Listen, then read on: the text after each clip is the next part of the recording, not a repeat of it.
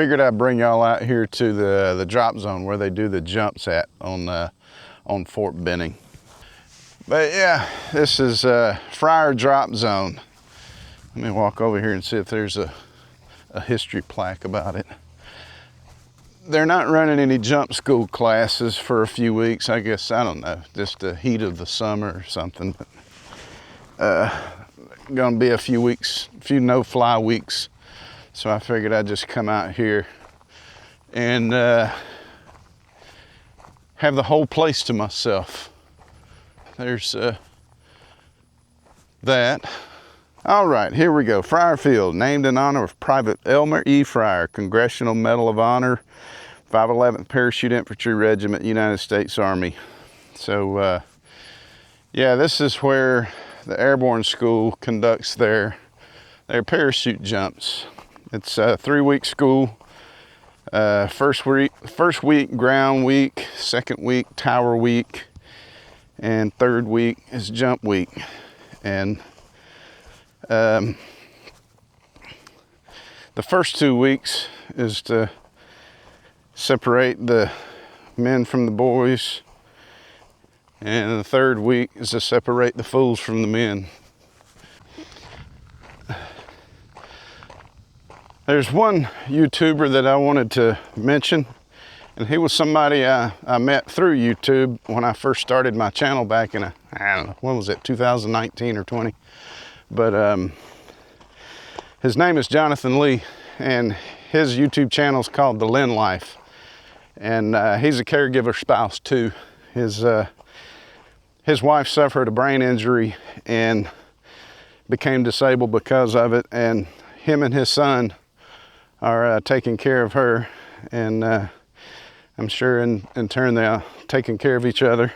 But he had commented on my last video, so I wanted to bring his name up and shout him out. Jonathan with the Lynn Life. I'll tag him in the description. So if y'all get the chance, go check out the Lynn Life.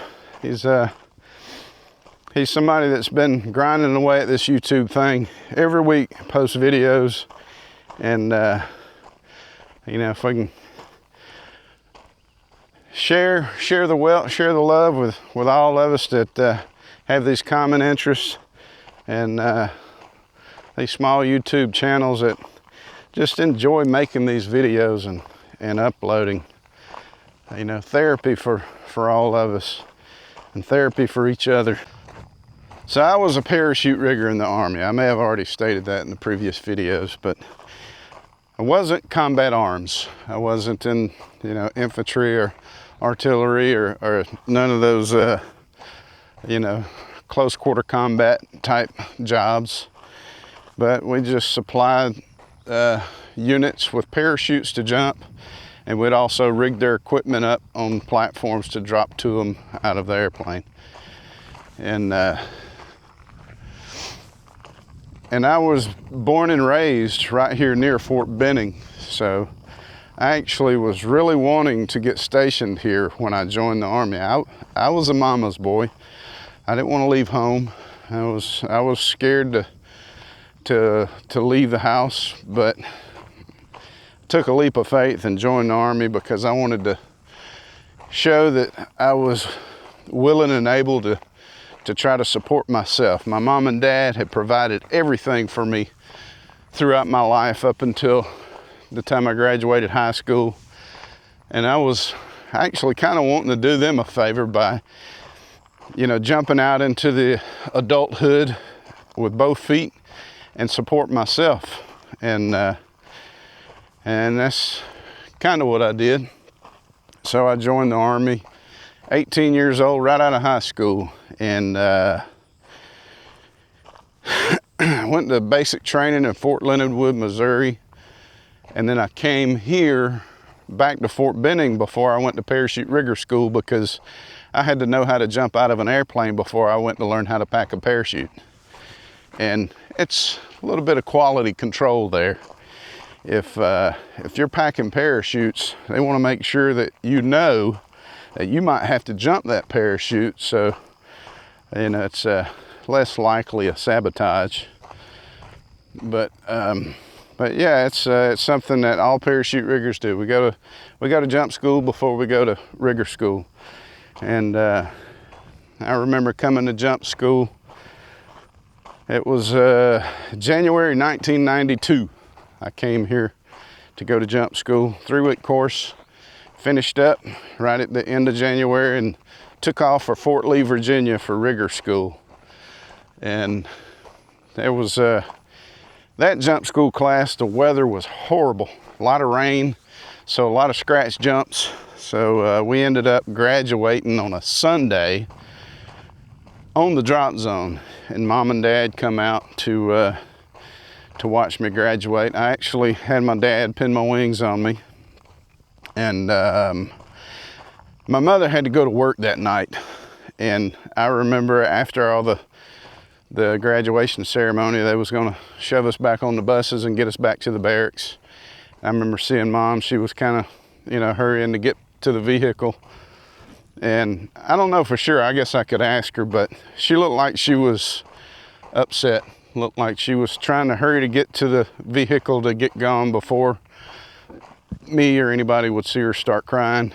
And I could be wrong, but that's the way I took it. And that really hurt because I'm the youngest of 3 and I'm her baby. And I was 19 at the time. And that was the last time she was going to see me for about 3 months. She was going to go to rigger school.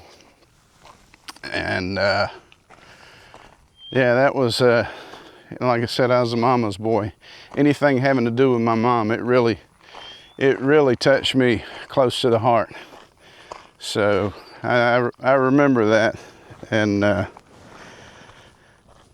went off to rigger school and got my orders after rigger school. And just like everything else in the Army, they don't give you what you want. I was among the droves of us that got orders to Fort Bragg, North Carolina. And so I went, and it wasn't as bad as I thought. I had a good time. I was with good people, good friends, but I would have preferred to be here at Fort Benning. But spent a few years. I think my first enlistment was a 3-year contract. My re-enlistment come up like 8 months before before the time I was supposed to get out, and had some really good options: choice of duty station and a 2 Alpha bonus. So I re-enlisted to come to Fort Benning, come home, and got me a little bit of extra cash to go with it. So came here to Fort Benning, and in the meantime, I had met someone, got married, brought her down here with me. We had a kid. Yeah, it wasn't the best relationship, so it looked like we were probably going to split up. So I re-enlisted to go back to Fort Bragg because she was from North Carolina. And went back to Fort Bragg. We ended up splitting up anyway, so it didn't save nothing. But yeah, my second go around at Fort Bragg, I did not put any effort into my military career. I was more concerned about having fun, going out partying at the bars, and I pretty much left a trail of destruction in my wake as I coasted back home after getting out of the Army. 8 years, 9 months, just shy of 9 years. I said, I'm going home.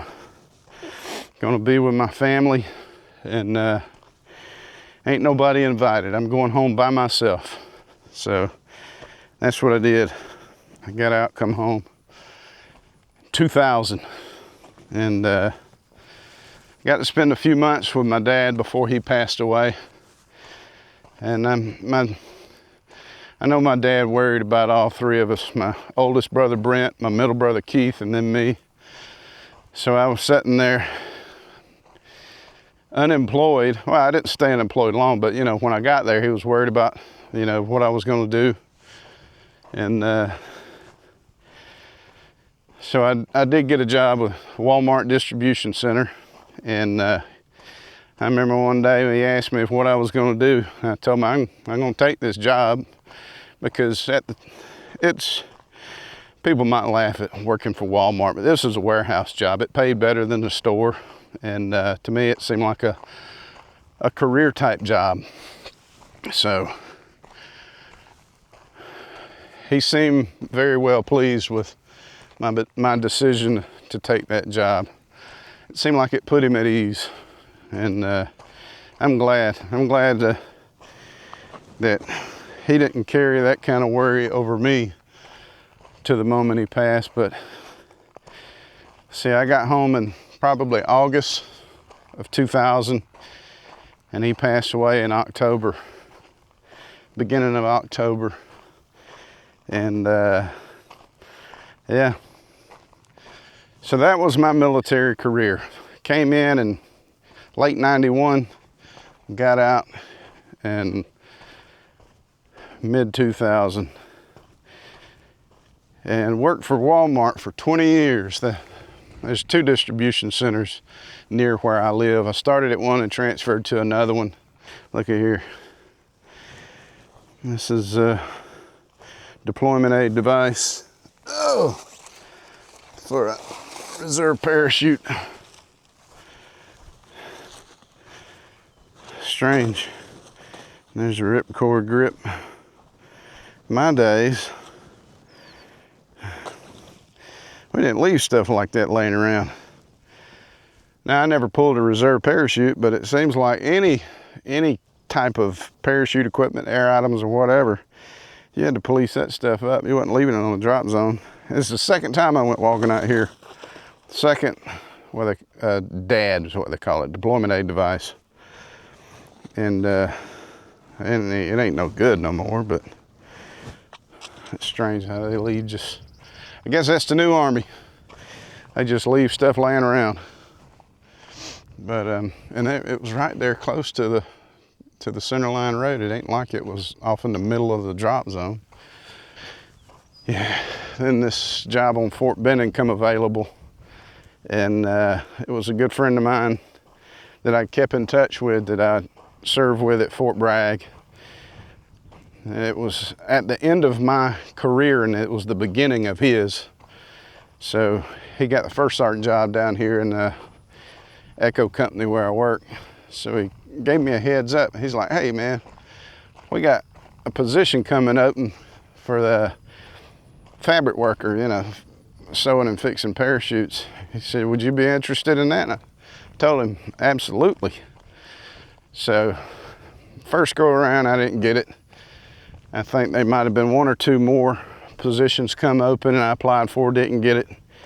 And then this last time, and I got hired, and that seemed like it was the biggest blessing in the world. I mean, that was proof that God is good, and he was good to me, because I had come to the point where I knew that I wasn't going to be able to do my job at Walmart effectively until a retirement age. And at the time, I was not willing to transfer to another area. I'm not willing to go into management. It seemed I didn't really agree with the management styles there, or the senior leadership there. I was afraid that I would be a casualty of their leadership ways, end up losing my job. But I was thinking, man, I just can't tread water here in this job until I'm 60-something years old. So I started getting worried. I started looking for jobs with other companies, and maybe even transferring to the store. I didn't want to do that. Oh, good Lord, I'd have hated being a Walmart employee at the store. They would have had to shove me in the back somewhere and not let me come out on the floor. But when this position come available and I got it, it was the biggest blessing in my life, it felt like. And it's provided me so much that I probably wouldn't have had if I'd have stayed at Walmart. because, you know, I had almost 9 years active duty service. And now with this, it's a federal employee job, so I'm in the process of buying back my military time. So, you know, I'll end up getting a pension for the time I work here and then adding my military time to it. Man, this, from my point of view, I am blessed way beyond measure. And I know that none of us are deserving of God's grace, but freely He gives it to us. And all I said was yes, I surrender. I appreciate y'all tuning in if you made it this far. So we'll see y'all hopefully again this week. But I don't know. I don't have any plans. I just kind of flying by the seat of my pants. So we'll see y'all later.